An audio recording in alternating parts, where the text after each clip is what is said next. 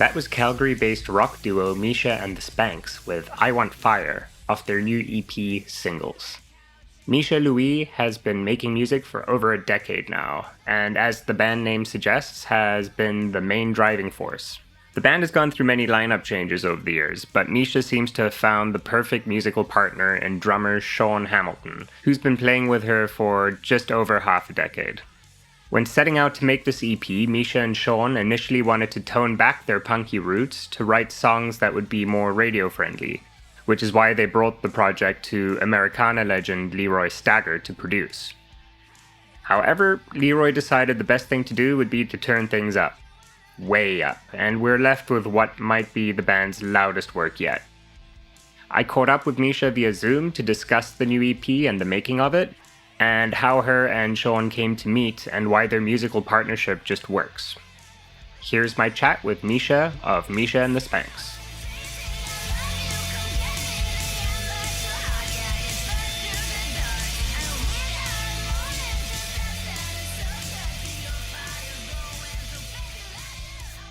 Hi. Hey, how's it going, Miesha? How are you? Sorry I'm late. Oh, no problem at all. And then I was like, oh, I've got 2 minutes. No worries. How many of these have you done today? Just the one. Today Just was the just one? we've been doing those Spanks World webisode things. Yeah. And so with the long weekend, I fell a bit behind. So I was really cramming it up to the minute today. Gotcha. Have you been like shooting those separately or like all together and then editing afterwards? We did 2 days of filming, like a Monday and a Friday, I think. And then I used all of that footage to piece them together. So we did like one day we did all the talking and we performed the 7 songs. And then the next day we performed them again, just so we had some options for which ones were better, which is good because one of the ones in today's, I sang the first verse twice, like as the first and second verse, and none of us caught it. I was going to use that one. And I was like, wait a minute. Just out of practice, I guess, eh? You're not able to... and it's like, I think because it was later in the set, we were all getting a little tired and just weren't picking up on small details.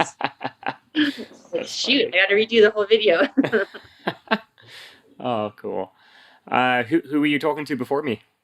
Eric Fulmer's from the Calgary Herald. So Nice. Cool. Over here. Cool. Bit more legit than this, I think. Cool. Well, first off, how are the twins? They're good. They're big. They're just over a year and a half now. Wow. And they're like, they run. They're fast. They're pretty wild. Yeah. I took them to the river yesterday, and I haven't really like let them loose outside before yet. Oh, I was okay. like, "Put this out." And one of them just stayed put and just kind of like played with rocks and dirt. And Arthur kept running straight into the river. Like his feet were soaked. I was like, no. Oh my goodness. That must be wild, Dave. As a kid, I used to run into I grew up on a lake, and I like just ran straight into the lake when I was a baby. And like I love swimming in lakes and rivers, so maybe that'll be him. Right. Oh, that's so funny. Are you like noticing like pretty big differences between the two twins, or? Yeah, but then they'll switch. Like, oh wow. Otis would be the really charming, friendly one, and Arthur would be a little more reserved and stuff. And then they'll switch. Then all of a sudden, Arthur's the friendly one, and Otis is reserved. And they go with like acting athletic or acting quiet and reading books. Like they'll just go back and forth. So I can't say one's the quiet one and one's the crazy one because they both are at different times. That's so funny. That's so funny. That must be so wild that they've pretty much just grown up during this goddamn pandemic, eh? Yeah, like it's not really how we would have raised our kids. Yeah. We would have had them passed around between all of our friends. They've seen so many people. And so that happened a little bit before they were 6 months because they turned 6 months in March when everything happened. But like not really. Like we were just so overwhelmed that we didn't get a lot of those visits in. Right. And then and then everything happened, and so those visits never got to happen. So they play with each other a lot. It's kind of a good time to have twins for that. Right. But they haven't really played with other kids, and that's good. That's going to be weird when they start going to daycare eventually. Yeah, for sure. Yeah, you'd be like, other little people, what's going on? I thought it was just us. Oh, yeah, like they'll be two probably when they start with their kids. Oh my god, that's wild. That's wild. But it must be kind of cool just having like the first like little while, just like you and the kids. And is your husband working from home too? No, he does like construction stuff, so he's away quite a bit. But he had his paternity leave from March through October. Right. When I was supposed to be touring and playing festivals and stuff. So we were all stuck at home together for that. Yeah. Which was like nice, but also like, I don't know. A lot. Yeah, it's a lot. I can totally imagine. Oh my God. So yeah, I want to get into the EP and all of that. I wanted to chat about Spanks World. I think it's such a great idea, just so fun. I learned a lot about the band that way, so so that was cool. Anything it's like been really fun. I kind of wanted to see what the response was, and maybe we would do something. I don't think we could do something weekly, just especially right now, because my mom helps with childcare. I get like 12 hours a week in 4-hour chunks. Okay. So there's a lot of other stuff that I need to do, especially with the release happening right now. Yeah. Besides just making videos. So I think maybe monthly would be realistic, or bi-weekly maybe, if we can kind of generate enough content and stuff. But yeah, it's for sure. Fun. So I think like while we can't, hang out and talk with people at a merch table, this might be the thing that we do to connect with our fans. Best way to connect with fans, for sure. Yeah. I've like I think there was one other band that I interviewed a while ago called Fame on Fire. They've been doing like the same thing. They just and it's a bunch of dudes in the band, and like they're really into like video stuff. So they've just been like, they started Fame on Fire TV and like have just been doing like a Jackass kind of like just random craziness all the time. It's a really interesting way for people to interact with them, for sure. Yeah, really. Yeah. Also, just love the theme song. So good. An ode to Wayne's World. So great. Maybe Sean made a kind of a mock-up, and then we just kind of sent like voice memo things back and forth and just put it together right before the first one came out. Oh, that's so cool. Have you and Sean been working on new material during the pandemic? Not yet.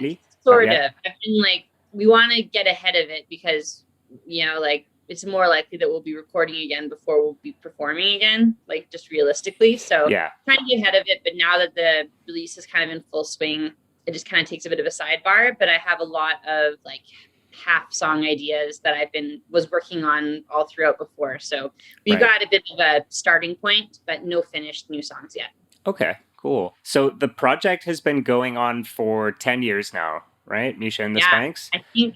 Yeah, it was 2008 was my first EP. Oh wow, even longer then. So longer than 10 now. Oh, yeah, cool. It's really wild. Sean's been in the band for 6. Okay. Definitely the longest running member. It was kind of just my project to the beginning, and it was whoever wanted to play and come along for the ride. Like I would write full songs and then add drummers to that. Right. Rather than write collaboratively. But me and Sean are definitely more of a collaboration now. It's nice to have like a full-time band partner, and we make all of our band plans together and stuff. It's a lot more fun than just doing it solo, I think. Yeah, for sure. How did you two meet?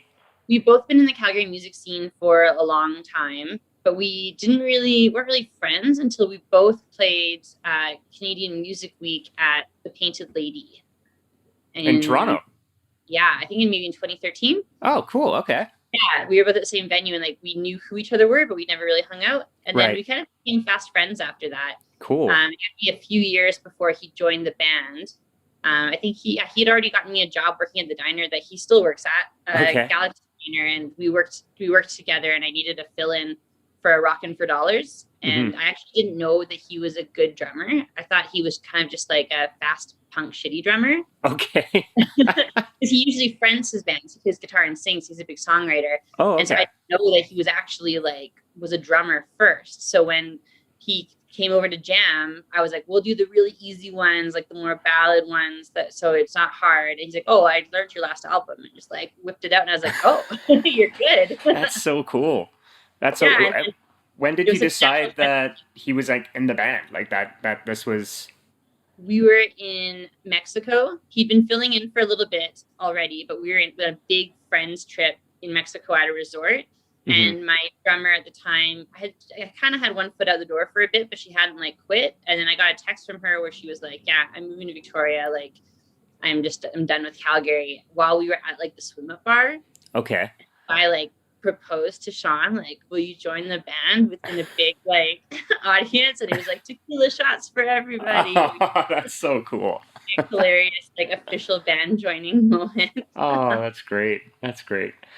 Okay, cool. Let's chat EP. I know your time is limited, so new EP called Singles coming out next Thursday, April 16th. Right, next Friday is Is it the Friday? 16th. Yeah. Oh, never mind. That's right. Yeah, next Friday. Yeah, I've had a chance to listen to the whole thing, and it is really cool. One of the things I learned from Spanks World was just it was not the intent was not to come with such a or not to make such a loud album, which is Yeah. why you teamed up with Leroy Stagger in the first place. Can you tell me the idea of what the album was supposed to be or the EP was supposed to be going into it, and then I imagine that's why you picked Leroy to work with in the first place. Yeah, like it seems kind of silly now that we would try to dial it back a bit, but Right. we wanted to just make a transitory EP, like maybe 4 songs, same vibe, same feel. Like it would still sound like us, but it would be toned down a little bit, something that would be easier to get played on like CKUA or CBC Music, Right. not so full front, loud rock and punk kind of vibes. And so we knew what kind of music that Leroy usually produced, and he's an old friend of mine. We were both in this music project together, and so I just kind of figured that's what he would do with it if we brought him some songs.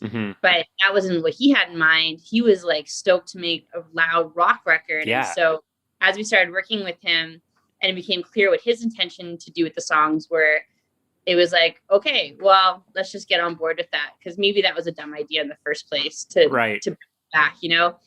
But yeah, that's what we were just kind of thinking in terms of like what we could do with our careers and within the industry, and like should we do something just a little bit different and see if that helps or makes any change. And I guess that's why we were thinking we would do that. But Leroy is all about like the integrity of the music and the truth in the songs and stuff, and like for him that meant like you're a loud band, like why would you not make a loud record? Right. And so yeah, you know what, you're right, duh. Like that makes sense. And now you have like arguably the loudest record you've put out, just from like me skimming through your. It might be, yeah.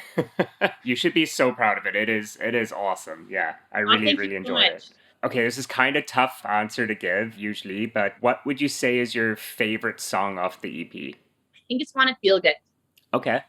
It was the very last one that we wrote, like the day before we were going in for our very last session, just kind of silly. And I don't know, I guess because it happened so fast. Like it was such an honest experience of what I was going through trying to finish the album and the pressure and stuff. And so it just like poured out of me. And it's just when I write a song like that, that usually is kind of my favorite because it's just so honest. It's just exactly what it is. And the riff is really fun. I didn't know I could play a goofy riff like that. And so the whole thing was just kind of exciting. And we get that kind of loud chorus. So it's really easy for me to play and rock out to. I'm pretty glued to my pedal board and the microphone when I'm performing live because I'm the only one, like I'm all the guitar, right? And Sean's all the drums. And so I don't get to like, I'm kind of stuck where I am. And so a song that is like 2 chords back and forth for a chorus allows me to rock out a little harder. Yeah. And that's always fun for me. So cool. I think that's my favorite one on the album. Yeah. I would say like I totally agree with that. That was definitely the one that like got my head bobbing a lot. I also loved Mixed Blood Girls. I want to touch on that a little bit because I know that song's like really special to you too. And I love the fact that you had a pandemic song because no one's really doing that. Everyone's like, fuck the pandemic. We're not going to make music about it. But like, I feel like there should be more pandemic songs because there's so much anger everyone has with it. I mean, that's something that everyone can relate to right now, right? Exactly. Yeah. I really enjoyed that one too. Could you tell me, I heard a little bit of the story behind Mixed Blood Girls, and I just thought it was like really special what inspired you to want to write it, and then a little bit of the story behind that. Yeah, well, I've never really written about that part of my life because I honestly just thought, who cares? You know, the experiences of someone who's mixed race are very different from someone who's full. Like I have a lot more privilege, you know, and so who cares about the small struggles or problems that I might have experienced? That's kind of how I always felt about it. So I never felt like why bother sharing about that. But then I heard that other poem by Rain Prudhomme when I was at the poetry reading called Mixed Blood Girls, and like I cared about it. I really loved that poem. And I was like, well, yeah, I'm not the only mixed race person, mixed Indigenous person who has these experiences. Like maybe I should share it. Maybe someone will care, and someone will hear me say the song, like I'm hearing this poem, and they'll relate to it, and that'll feel empowering to them. So I decided to go for it, but it took me like a couple years to actually write it. And I really I feel like besides telling a few little personal tidbits in the story of the song, I feel like it's not too politically charged, or like I feel like it's still listenable, and it's easy to listen to. I don't think it makes anyone uncomfortable, I guess is what I mean. Like I didn't write it, I didn't get too dark or too deep with it, but I still put a lot of myself out there with it. Yeah, for sure. Yeah, and that's so like hard to do, for sure. I can totally understand why that would take 2 years to write, because it's important, right? Like you want to get it right. And so I listened to the whole EP and then kind of got a bit of the background story on all of the songs through Spanks World, and that just really struck a chord with me, and I just thought that was worth bringing up for sure. Again, let's talk about the pandemic song a little bit, just because I don't think any of the listeners will have heard it until the album comes out, the EP comes out. Yeah, like let's just read the title of it. We were never meant to be alone for this long together. It's definitely one of those ones for the couples, I think. That's at least the vibe I got from it. Yeah, that one just started like with more and more when me and Sean did get together to jam. We'd like spend half the jam venting about our partners.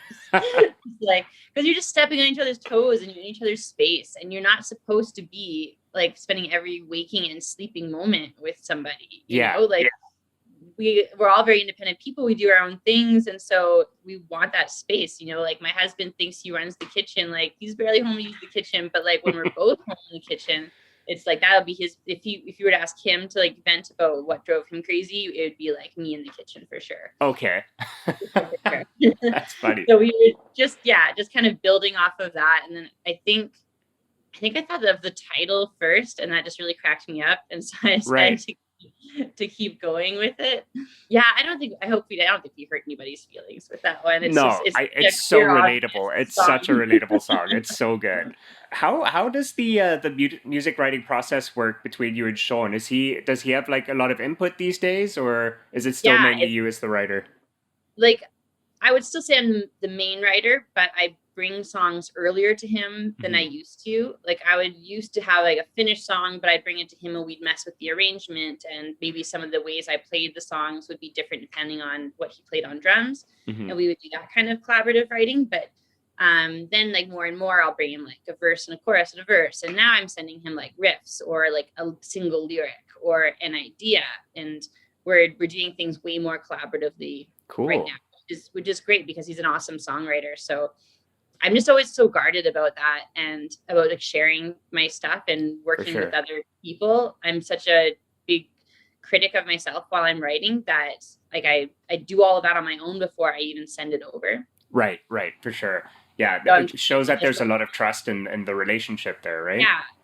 Yeah, and you could totally... The stuff that we write together is better, so it's awesome. Right, yeah, and yeah, you could totally see that you two feed off each other's energy. It came across on the Spanks TV, so I can totally see those vibes working really well. I'd love to talk about the album cover, because it's great. It's great. Tell me about who came up with the idea for this, and like, let's just describe it. Who came up with the full gold? I wanted to do something very gold. No, I think that was my idea. We did so much working with our photographer that I'm trying to remember who thought of it. I think I just wanted us to be gold. And then he was like full gold body paint. And I was like, oh, that would be very cool. And there was a photographer that he follows on Instagram who did some like really bright gold body paint. And we were bouncing off those ideas. And then we went for a little bit duller idea, but really we just wanted to be solid gold on the cover. Like, I'm not sure. Like, it doesn't really have anything to do with the songs. It was just like this whole visual concept I had for what we would do. And our photographer Sebastian Baslino is the best, and just totally went with it and captured the vibes that we were going for. And It was fun. That stuff, the gold paint, I had like a rash all over my arms. Oh no. And Sean broke out a bit too. Like, his hair turned green or something. Oh my God. We were talking about redoing it for like a music video. And I'm like, oh, there's a lot of like afterwards. Yeah, yeah, exactly. Oh my goodness, that's so fun. Yeah, well, the photo is beautiful. It looks so great, and it totally jumped out at me. It's, I think, for someone that like doesn't know the band, and if they're gonna listen to the EP, it's like, oh, you know what I mean? You like look at the photo, and you're like, okay, like this is probably like dream pop or like something chill, and then like the music hits you. I love that juxtaposition. That's very cool. Yeah, false advertising. Awesome, cool. And also one of the music videos, I forget which one it was. Here, give me a sec to pull it up quickly. At the cabin? The one at the cabin, the seance, Yeah. the seance one. Fire. That really struck me too, because I went to film school, and one of the we had to do like a music video project, and it was just like, I think we did it was for Beautiful People by Marilyn Manson, and so much of the imagery that you have in the video is like very close to what we did like years ago, and I was just like, I love this video. They did what Nice. we were going for. You pulled it off much better than we did though, but yeah, I really like that. Where was the cabin? It's in Kananaskis on the Lower Lake. It's my stepdad's family cabin. I think he's had it for about 40 years. Okay. It's great because it's totally like lake access. So we were able to perform on the lake, like not without even going very far out. Right. It was freezing. It was crazy cold that weekend. Yeah. And like, we're not wearing very much to begin with, but like the shoes I'm wearing, like the leather boots, are just like thin leather boots, and I can't really fit socks underneath there. So my feet were like clubs of ice. When we were finally done, I like ran up to the cabin as fast as I could, but I couldn't like feel my feet. It was ridiculous. Oh my God. We were drinking bourbon between takes on the ice, and every time we played, we'd warm up from like rocking out. Right. So it'd be like, oh yeah, we can do a couple more takes. Yeah, and, yeah. Let's keep going. Let's keep going. Oh my God, we were frozen. The drone froze, like it wouldn't work. So we were waiting for the drone to get working before we could start. Oh my God. And the stereo wasn't working either. So Sean had headphones in to hear the songs to make sure we play along to it. And I had to just follow his drums and just like try to like hope I'm singing in the right spots. Like, you know, because when you're lip syncing along and there's a slight variation. Yeah. That was like the craziest part. We did that first, and then we warmed up and did everything else inside the cabin. Oh, that's so funny. That's so funny. Yeah, it's a mountain lake. You're like up high. Like, it's cold there. It's colder than. Yeah. How cold? Do you remember how cold it was? Like, it was like and so also the cabin's not just heated all the time. When you get there, you have to get the wood stove going and warm it up. So inside the cabin, it was like minus 28 or something. Oh like my God. So my husband and Sean's girlfriend were like on warm up the cabin duty while we were shooting at the lake. And did you shoot this pre-COVID? No, that was during. So COVID? that was like, yeah, we took a bit of a risk there with how the size of our crew, because we all stayed at the cabin as well. Right, so right. We didn't go back too late in the dark, but we were all just kept it pretty safe, you know, and followed like distance as much as we could. And there's sandy everywhere. For sure. Yeah, it's such a weird world like we're living in right now, especially like if you're trying to do stuff like that. And at least you got a great video out of it. You know, a lot of the very obvious COVID videos are just, I don't know, they're all the same. Like people are just like doing it at home and just cutting between, you know, the different like members' houses and stuff like that. So at least you got like a real music video out of it, which is very cool. Totally. And as a two-piece, like Sean and I, we've just stayed in each other's cohorts like the whole time. Right.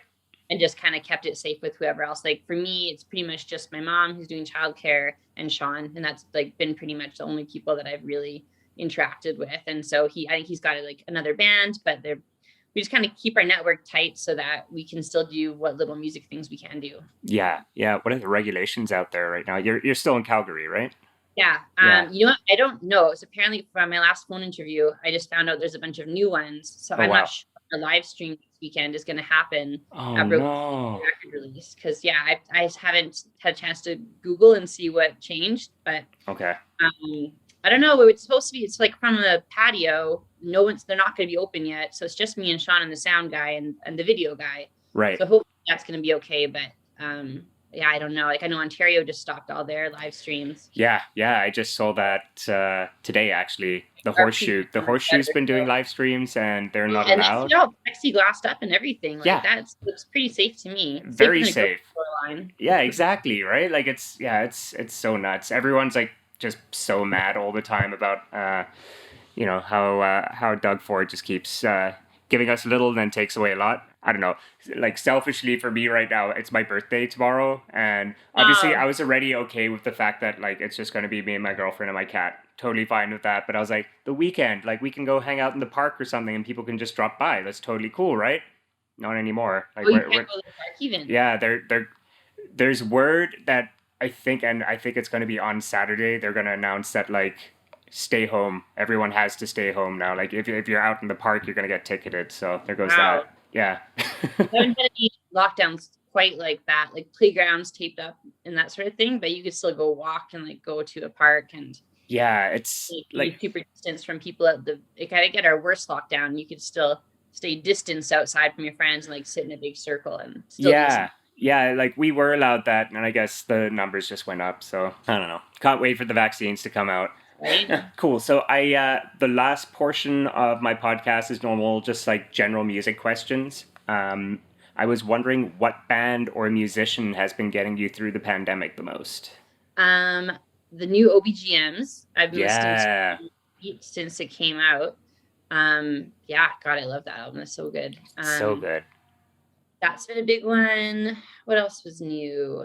I listen to Sirius XM a lot. Okay. And the Soul Town station, listening to old Motown and stuff. Cool. That's like 24/7 in our house. Sweet.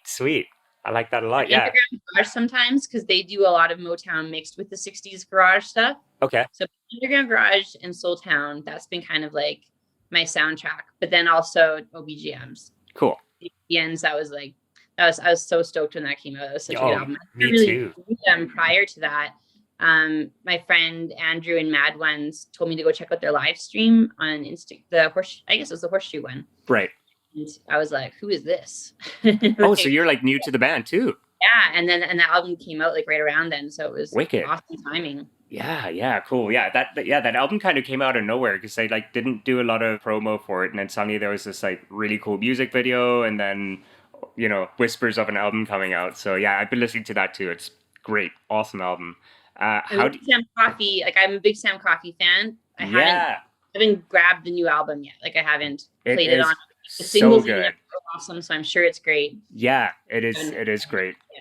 I had a chance to interview Sam, and nicest man ever. Like, oh my god, I didn't know what to expect just because in the photos he always looks like pretty angry. Yeah. And then I talk to him, and this happens all the time, especially when I'm like interviewing like heavier like screamo or hardcore bands. I'm always just like, I don't know, like this is gonna be kind of weird. Nicest people always, like they get that aggression out and then they're just super nice in person. And yeah, he's great. And I love the fact that he's like really into D&D, so him and the band do live stream of their D&D sessions on Twitch every Wednesday. So I've been watching that, and it's so fun. Yeah, great bands, cool.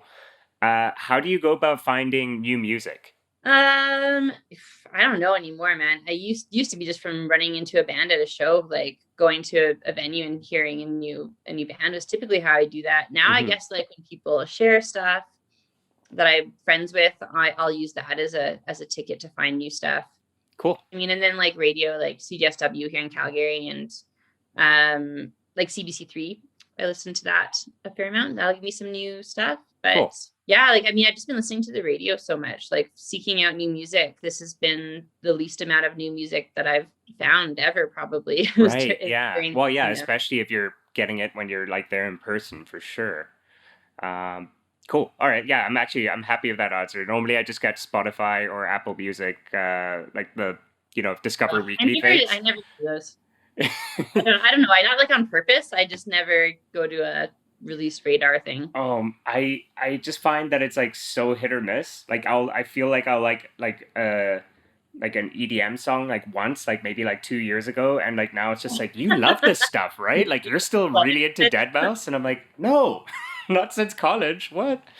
Oh yeah.